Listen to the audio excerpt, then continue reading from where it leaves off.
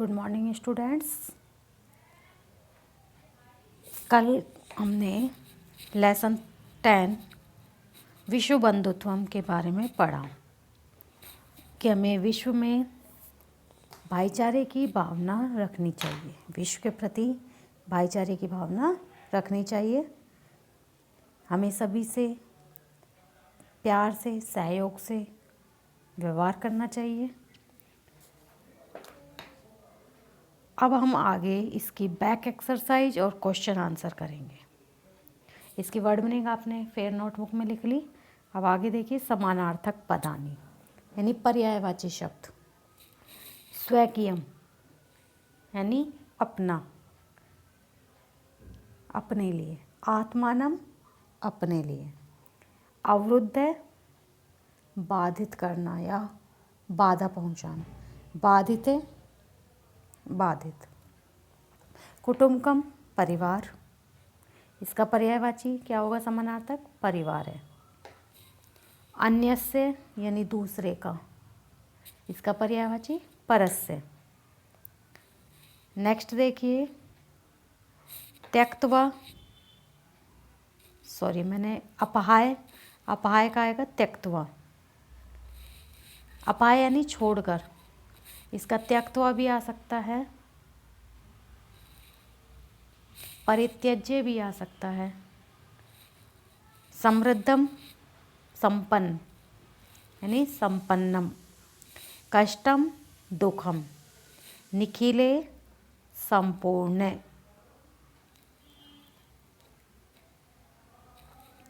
Next है अधुना इदानीम। अधुना का अर्थ क्या होता है? अब। तो इसका इदानीम, सांप्रतम भी हम लिख सकते हैं। इसमें अधुना का पर्यायवाची हम सांप्रतम भी लिख सकते हैं। सांप्रतम का अर्थ भी होता है अब। फर्स्ट ये क्वेश्चन हमारा हो गया समानार्थक पदानी। नेक्स्ट क्वेश्चन हमारा है विलोम पदानी लिखत, यानी इसके विलोम शब्द लिखने हैं। शत्रुताया, शत्रु का विलोम शब्द क्या होता है? मित्र। तो शत्रुताया, मित्रताया। विभक्ति का ध्यान रखना है हमें कि कौन सी विभक्ति यूज हो रही है, कौन सा वचन यूज हो रहा है, वही हमें लगाना है। अगर यहाँ शत्रुण होता तो शत्रुणेन का क्या आएगा? मित्रेण। और ओनली शत्रु होता तो मित्रम। पुरा यानी पहले। अधुना अब। ये ध्यान रखना है, अधुना का पर्यायवाची होगा इदानीम सांप्रतम, जबकि अधुना का विलोम शब्द होगा पुरा। मानवा, मानव का दानव, तो मानवा बहुवचन है, दानवा। उदार चरिता नाम, लघु चेतसाम। ये आपने लास्ट में श्लोक पढ़ा था। अयम निजे परोवेति गणना लघु चेतसा, उदार चरिता नाम तु वसुदेव कुटुंबकम। सुखी न दुखी न। अपहाय ग्रहित्वा। अपहाय का विलोम शब्द था त्यक्त्वा यानी छोड़कर, परित्यज्य। इसका समानार्थक, सॉरी, अपहाय का समानार्थक था त्यक्त्वा या परित्यज्य। और अब इसका विलोम शब्द होगा ग्रहित्वा यानी ग्रहण करके। ये हमारे विलोम शब्द थे। नेक्स्ट देखिए, रेखांकित पदानी संशोध्य लिखत, यानी कि जिस वर्ड के नीचे अंडरलाइन की गई है उस वर्ड को संशोधित करके सही करके लिखना है कि वाक्य सही बने। बाले क्रीड़ा क्षेत्रे डैश क्रीडनी। इसमें देखिए, इसका अर्थ होता है बालक, ये सॉरी, छात्रा क्रीड़ा क्षेत्रे कंदुकात क्रीडंती, यानी छात्र खेल के मैदान में, क्रीड़ा क्षेत्र खेल के मैदान में, कंदुकात गेंद से, क्रीडंती खेलते हैं। अब गेंद से खेलते हैं, गेंद से खेलने के लिए कंदुकात तो नहीं आएगा, क्योंकि ये पंचमी विभक्ति है, और पंचमी विभक्ति में कौन सा कारक होता है? अपादान कारक। तो इसमें अपादान कारक तो नहीं आना चाहिए। जब गेंद से खेल रहे हैं तो किसी वस्तु की सहायता से या साधन की सहायता से जब कोई कार्य संपन्न होता है तो वहाँ कौन सा कारक होता है? करण कारक। अब गेंद से खेल रहे हैं तो इसमें करण कारक यानी कि प्रथमा, द्वितीय, तृतीय। तृतीय विभक्ति आई, कर्ता, कर्म, करण। तो इसमें तृतीय विभक्ति का रूप आएगा कंदुकेन। भाई फलम फले फलानी, फलम फले फलानी, फिर आता है फलेन फलाभ्याम फलई, तो कंदुकेन। इसमें क्या आएगा आपका? कंदुकेन, तृतीय विभक्ति। नेक्स्ट देखिए,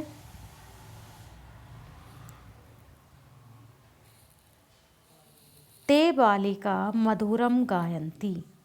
ते का अर्थ होता है ये दो, वे दो ही होता है भाई, सा, ते, ता। और जबकि बालिका जो शब्द है यहाँ, ये क्या है? बहुवचन है, गायंती बहुवचन है, तो यहाँ ये गलत है। ते, यहाँ क्या आएगा? ता। क्या आएगा? ता। बहुवचन आएगा, सा, ते, ता। ठीक है। नेक्स्ट देखिए,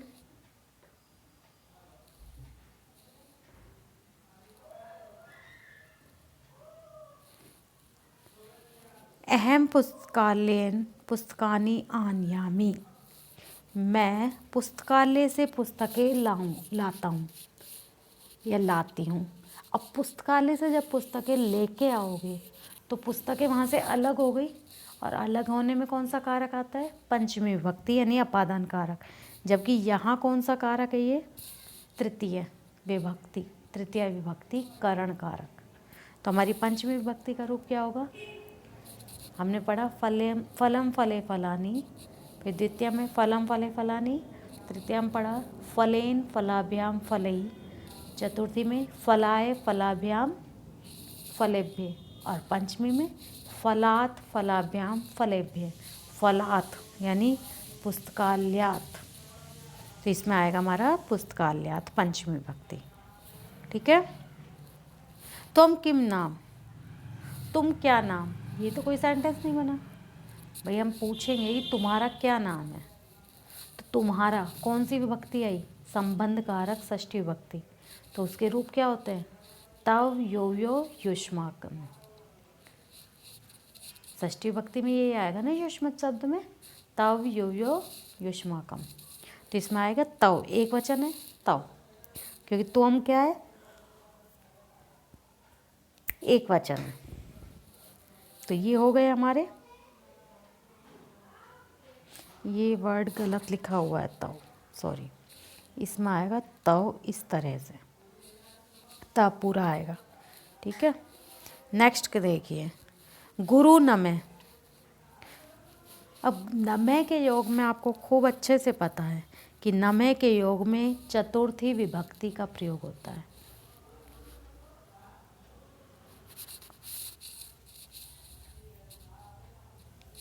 इसमें गुरु शब्द में प्रथमा विभक्ति है, तो चतुर्थी विभक्ति में क्या आएगा? गुरुवे। पढ़ा था शिक्षकाय नमः। शिक्षकाय तो अकारांत पुल्लिंग के वर्ड हो गए, ये गुरु जो शब्द है वो उकारांत पुल्लिंग का वर्ड है, तो इसके रूप शिक्षक के अकॉर्डिंग नहीं चलेंगे। साधु, गुरु, इनके रूप अलग चलते हैं। भानु उकारांत पुल्लिंग के, तो इसमें आएगा गुरुवे। तो ये हमारे थे सेंटेंस में कुछ मिस्टेक्स थी जो हमने संशोधित की और वाक्य बनाए। अब आगे देखिए, नेक्स्ट है अतिरिक्त अभ्यास कार्य, क्योंकि आपके इस लेसन में क्वेश्चन आंसर तो थे नहीं, ओनली बैक एक्सरसाइज दे रखी है। तो ये कुछ क्वेश्चन आंसर हैं, देखो। एक पदेन उत्तरत यानी कि वन वर्ड में आंसर देने हैं आपको। फर्स्ट क्वेश्चन है प्रकृति सर्वेषु कैन व्यवहरति। इसमें व्यवहरति है, रहती, व्यवहरति। प्रकृति सभी से किस प्रकार कैसा व्यवहार करती है, किस तरीके से व्यवहार करती है, समान रूप से। तो क्या आएगा हमारा समत्वेन। अस्माभिः किम स्थापनीयम, हमें क्या स्थापित करना चाहिए, विश्व के प्रति भाईचारे की भावना। तो विश्व बंधुत्वम। का सर्वेषु समत्वेन व्यवहरति, कौन सभी के साथ समान रूप से व्यवहार करता है, प्रकृति। इसमें देखिए प्रकृति जो वर्ड है मति शब्द के अकॉर्डिंग इसके रूप चलेंगे, इकारांत स्त्रीलिंग में, इसमें विसर्ग है, ध्यान रखना इस चीज़ को। प्रकृति, ये मत सोचना काम में विसर्ग नहीं है तो प्रकृति में भी नहीं आएगा। ये मति शब्द इकारांत स्त्रीलिंग प्रथमा विभक्ति का एक वचन है। नेक्स्ट देखिए,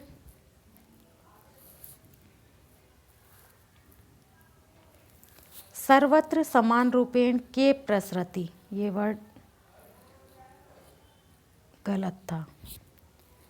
सभी समान रूप से, सभी जगह समान रूप से क्या फैलता है, प्रकाश।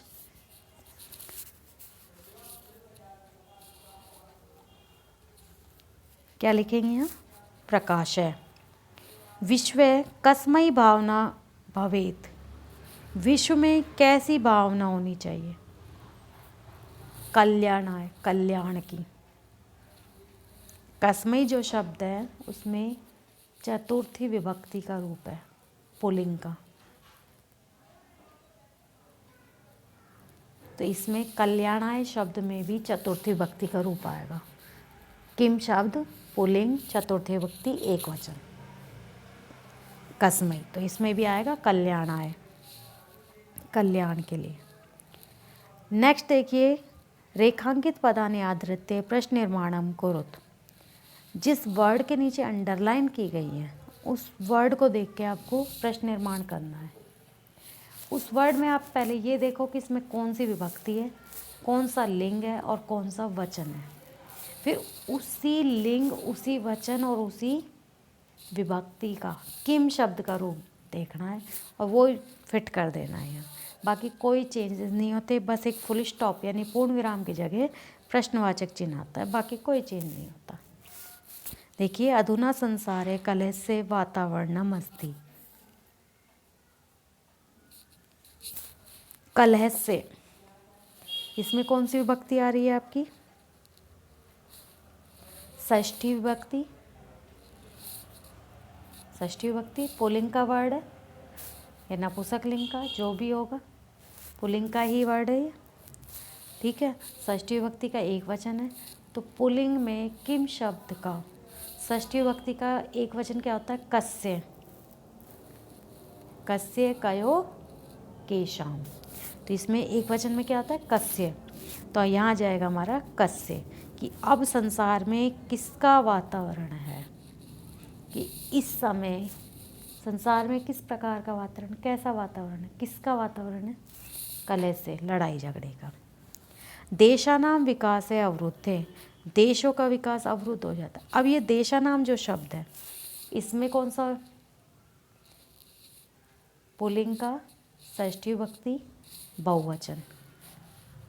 कैसे, रामस्य रामयो रामाणाम, देशानाम। तो इसमें भी क्या आ जाएगा, कस्य कयो केशाम। तो यहाँ क्या आएगा हमारा, केशाम। नेक्स्ट देखिए, देशा समृद्धि प्राप्तम समर्था भविष्यति। देशा, रामे रामौ रामा, पुल्लिंग का प्रथमा विभक्ति का एक वचन, बहुवचन है ये, रामे रामौ रामा, देशे देशौ देशा। तो इसमें बहुवचन में क्या आता है, कै कौ के। तो इसमें क्या आएगा, के, बहुवचन में। का नहीं आता है, वो स्त्रीलिंग का बहुवचन हो जाएगा। नेक्स्ट देखिए, प्रकाशे सर्वत्र प्रसरति, प्रकाश है, अकारांत पुल्लिंग शब्द, प्रथमा विभक्ति एक वचन, राम है। तो प्रथमा विभक्ति में क्या रूप होते हैं किम शब्द के? कै, एक वचन में कै होता है, फिर कऊ और फिर के, तो इसमें आएगा कै विसर्ग वाला। सर्वै विश्व बंधुत्वम स्थापनीयम, विश्व बंधुत्वम नपुंसकलिंग प्रथमा विभक्ति एक वचन, फलम फले फलानी फलम, तो क्या आता है किम शब्द में? किम के कानी, एक वचन है तो क्या आएगा? किम। तो हमारा आ गया सर्वै किम स्थापनीयम। ये हमारे थे प्रश्न निर्माण। नेक्स्ट देखिए क्वेश्चन है, लॉन्ग क्वेश्चन आंसर है, पूर्ण वाक्य ने उत्तरत। इसमें हमारा फर्स्ट क्वेश्चन है, देखो, अधुना निखिले संसारे कस्य वातावरणम अस्ति। अब पूरे संसार में यानी संपूर्ण संसार में कैसा वातावरण है? ये आपने लेसन पढ़ा, आपको बताया कि अधुना निखिले संसारे कलहस्य, इसमें देखिए षष्ठी विभक्ति कस्य, तो यहाँ षष्ठी विभक्ति का ही यूज होगा, कलहस्य अशांते च, यानी लड़ाई झगड़े का और अशांति का। बाकी क्वेश्चन में से ही है कि अधुना निखिले संसारे कलहस्य अशांते च वातावरणम अस्ति। नेक्स्ट क्वेश्चन देखिए, कै बंधु भवति, भाई कौन होता है? इसमें आप अपनी निजी ज़िंदगी में देखो, जो हमारी समय पर विपत्ति के समय हमारी मदद करता है वही अपना होता है। ये आपने देखा है अपने लाइफ में और देख भी रहे हो कि फैमिली का मेंबर अगर काम नहीं आता उस टाइम और कोई बाहर का आता है तो वही सबसे बड़ा हो जाता है हमारी ज़िंदगी में। तो वही चीज़ है कि भाई कौन होता है, किसे भाई माना जाता है, किसे सब कुछ समझा जाता है? जो हमारी विपत्ति के समय,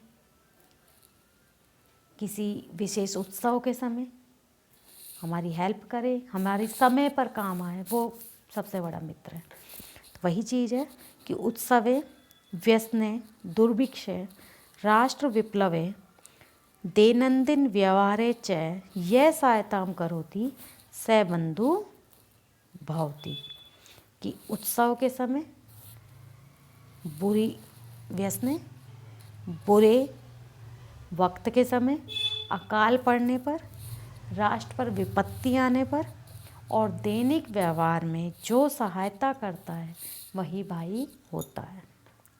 कहने का मतलब है जो समय पर सहायता करे, हमारे साथ खड़ा हो, वही भाई है। सर्वत्र कीदृश भावना दृश्यते, सभी जगह कैसी भावना दिखाई देती है? सर्वत्र विद्वेषस्य शत्रुताया हिंसाया च भावना दृश्यते, सभी जगह विद्वेषस्य वैर भाव की, शत्रुताया शत्रुता की, दुश्मनी की, हिंसाया हिंसा की, च और भावना दृश्यते भावना दिखाई देती है। सभी जगह वैर भाव की, शत्रुता की, हिंसा की भावना दिखाई देती है। नेक्स्ट क्वेश्चन है, कस्य प्रकाशे सर्वत्र प्रसरति, प्रसरति, किसका प्रकाश सभी जगह फैलता है? संसार में सभी जगह किसका प्रकाश फैलता है समान रूप से? सूर्य से चंद्र से च, सूर्य से चंद्र से च प्रकाशे सर्वत्र प्रसरति, सूर्य और चंद्रमा का प्रकाश सभी जगह फैलता है। ये हमारे थे क्वेश्चन आंसर। कुछ हमारी बैक एक्सरसाइज है बुक में, ये देख लीजिए क्वेश्चन। इसमें देखिए आप, कोष्टकेषु प्रदत्तेषु शब्देषु समुचिता नाम विभक्ति को योजित्वा रिक्त स्थानानि पूरयत, ये ब्रैकेट में कोष्ठक में जो वर्ड दिया गया है शब्द, उसमें सही विभक्ति का प्रयोग करके शब्द लिखना है। अब ये देखो आप, उभयते, परितय, इसके बाद आपका है अभितय, सर्वतय। इन सब के योग में प्रति, देख, इनके योग में कौन सी विभक्ति का प्रयोग होता है? आपको पहले बताया, द्वितीय विभक्ति का। तो यहाँ जब उभयते शब्द आ रहा है, मान लो हमारा ये यहाँ परितय आ रहा है, देखो, तो इसमें कौन सी विभक्ति लगेगी? द्वितीय विभक्ति का एक वचन है तो एक वचन लगेगा। भाई कृष्ण है तो कृष्णम, भाई रामे रामौ रामा, रामम रामौ रामान, तो रामम कृष्णम। नेक्स्ट देखिए, मंदिर का मंदिरम बनेगा भाई।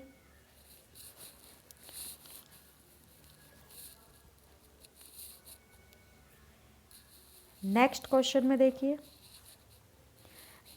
नमे के योग में कौन सी विभक्ति का प्रयोग होता है? चतुर्थी। ऊपरी के योग में षष्ठी विभक्ति का प्रयोग होता है, नमे के योग में चतुर्थी। तो चतुर्थी विभक्ति में गुरु शब्द में अभी आपने पढ़ा पीछे गुरुवे आएगा, और यहाँ अश्व जो शब्द है उसके साथ षष्ठी विभक्ति का एक वचन अभी पढ़ा था आपने, यानी रामस्य, अश्वस्य। नेक्स्ट देखिए, इसमें भी वही चीज़ यूज हो रही है, नमे परितय ऊपरी, तो नमे में चतुर्थी विभक्ति लगेगी। जैसे हरि शब्द के साथ है तो हरिये आएगा। परितय के साथ कौन सी विभक्ति आती है? द्वितीय विभक्ति आती है, तो ग्रामम आएगा। नमे के योग में चतुर्थी विभक्ति आती है तो अम्बा यही आएगा। अब आप कहोगे अम्बाया क्यों नहीं आया? क्योंकि जो अम्बा वर्ड है वो स्त्रीलिंग का है। स्त्रीलिंग लता शब्द के अकॉर्डिंग इसके रूप चलेंगे, और लता शब्द में चतुर्थी विभक्ति का रूप है वो अम्बायई, अम्बाभ्याम, अम्बाभे, अम्बेभे, ये होगा। ठीक है, तो इसमें आएगा अम्बायई। नेक्स्ट ऊपरी, इसमें षष्ठी विभक्ति आएगी तो क्या आएगा? मंचस्य। नेक्स्ट उभयते, इसमें भी द्वितीय विभक्ति आएगी, पितरम। तो ये चीज़ आपको याद रखनी है कि जहाँ अभितय, उभयते, परितय, सर्वतय, प्रति, धिक, विना, इन सब के योग में द्वितीय विभक्ति का प्रयोग होता है। नमे, स्वाहा, स्वस्ति, दा, रुच धातु, इन सब के योग में चतुर्थी विभक्ति का प्रयोग होता है। बहुतों में से किसी एक की तुलना करने में ऊपरी शब्द के साथ, कृत्य के साथ षष्ठी विभक्ति का प्रयोग होता है। ये सब मैंने आपको जब कारक और उपपद विभक्ति पढ़ाई तब सारा लिखवाया था, एक बार आप उसको रीड करना। तो ये हमारा चैप्टर 10 कंप्लीट है। इसकी बैक एक्सरसाइज, क्वेश्चन आंसर आप फेयर नोटबुक में करेंगे, और अगर कुछ समझ नहीं आता है तो आप मुझसे कॉल करेंगे। लेकिन कुछ बच्चों की ये कंप्लेंट रहती है डेली कि मैडम PDF भेज दो, इसमें क्लियर नहीं आ रहा। सब कुछ क्लियर नज़र आ रहा है, आप लोग वीडियो देखना ही नहीं चाहते, और आप चाहते हो कि हम PDF भेज दें। मैं PDF भेज दूँगी, कल से इसको एक्सप्लेन नहीं करूँगी, तो आप मुझे बता देना ये चीज़, फिर मैं एक्सप्लेन नहीं करूँगी। इसको एक्सप्लेन इसलिए किया जा रहा है कि आप लोगों को समझ आए कि क्वेश्चन में आंसर लिखना क्या है, ये इसलिए। और ये आंसर आया तो क्यों आया, अब मैं PDF बना दूंगी, आंसर लिख दूंगी, आप लिख लोगे उसको देख के। अब आपको ये तो पता नहीं लगा कि ये क्यों आ रहा है इसका आंसर, या इस शब्द का प्रयोग यहाँ हो रहा है तो क्यों हो रहा है, ये भी तो पता होना चाहिए। इसलिए वीडियो बना रही हूँ मैं। और आप कहते हो कि नहीं PDF भेजो, मैं PDF भेज दूँगी, कोई प्रॉब्लम नहीं है मुझे। मैं वीडियो फिर नहीं बनाऊँगी, ना लेसन एक्सप्लेन करने की ना इसकी, सीधा हिंदी ट्रांसलेशन की फ़ोटो क्लिक की और आपको सेंड कर दूँगी, आप खुद पढ़ लेना उसको। क्वेश्चन आंसर की फ़ोटो क्लिक की और आपको PDF भेज देंगे, आप खुद उसे देख लेना उसमें क्या है क्या नहीं। अब आगे इस लेसन को आप रीड करोगे अच्छे से, इसके क्वेश्चन आंसर फेयर नोटबुक में करोगे, और इस लेसन को अच्छे से रिवाइज करोगे, क्योंकि अब जो टेस्ट होगा आपका नेक्स्ट क्लास में MCQ क्वेश्चन आंसर का होगा, चैप्टर 9 और 10 का। तो इसे आप रिवाइज कर लेना। ओके।